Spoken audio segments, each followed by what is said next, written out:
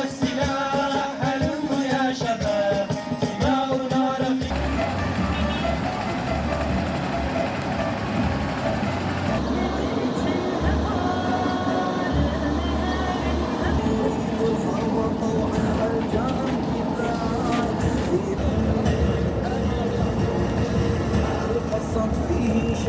وندعو الرماة والغوث للتصوت على روح الشهداء.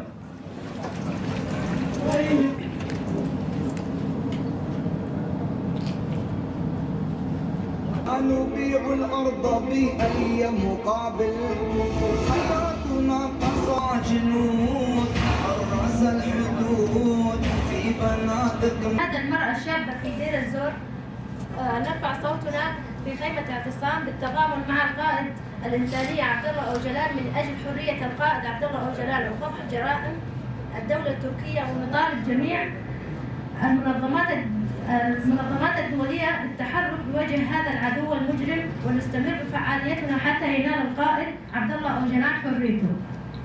ونحن كنساء نمارس دورنا في هذا المجتمع، فنحن مشهود لنا بالنجاح ولدينا القدرات الكافية على تخطي الحواجز التي فرضها المجتمع على المرأة. وأنا باسمي أدعو كل نساء المجتمع الارتقاء بالواقع بكوننا نتهم بأننا عاطفيات.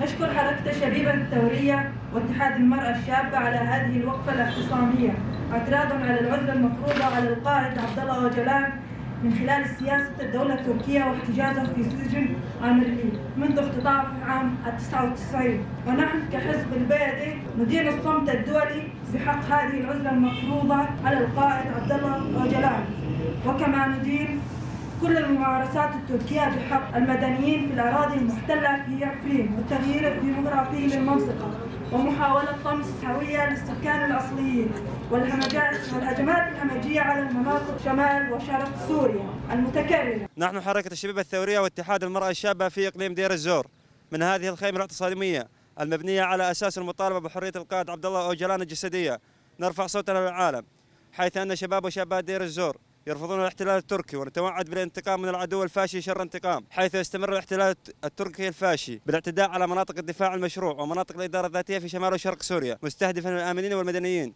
ونقسم بأننا لن نتوقف أو نتوارى عن عملنا حتى الحصول على حرية قائد الشعوب وفيلسوف العصر عبد الله أوجلان. وليعلم العدو بأن اختطافه للقائد هو جريمة بحق الشعوب الإنسانية، وأننا في كل يوم نمر نتوق شوقا لفتح الجبهة مع العدو التركي أكثر منه ومن حلفائه. ونقسم بأننا في هذه المرة سنضرب العدو من عدة محاور وقت تحقيق هدفنا السامي ونيل حرية قائدنا. فبأي حق يسجن إنسان لم يطلب سوى أن يعيش شعبه بحرية وكرامة؟ وإن كان نيل الشعوب لكرامتها وحريتها يعتبر جريمة حسب براديغما الدولة القومية الفاشية التركية، فلنا نقسم على اقتلاع هذه الدولة الشوفينية من جذورها، فلن نسمح لأحد بالوقوف في طريق حريتنا. قسما بدماء الشهداء سننتقم من العدو شر انتقام، قسما بدماء الشهداء سننتقم لشعبنا في الشيخ مقصود والشهباء، قسما بدماء الشهداء لن نبرح حتى تحرير عفرين ورأس العين وتل أبيض، قسما بدماء الشهداء سنكسر شوكة الاحتلال التركي وغروره، قسما بدماء الشهداء وفلسفة الأمة الديمقراطية لن نرتاح حتى تتحرر قائدنا عبد الله أوجلان. الحرية لقائد الشعوب، الحرية لفيلسوف العصر، الحرية للمفكر العظيم، الرحمة لشهدائنا الأبرار، الشفاء العاجل لجرحانا الكرام، النصر حليف ثورتنا المباركة. حتما سننتصر، حتما سننتصر، حتما سننتصر. لا حياة بدون القائد، لا حياة بدون القائد، لا حياة بدون القائد، لا حياة بدون القائد، لا حياة بدون القائد، لا حياة بدون القائد.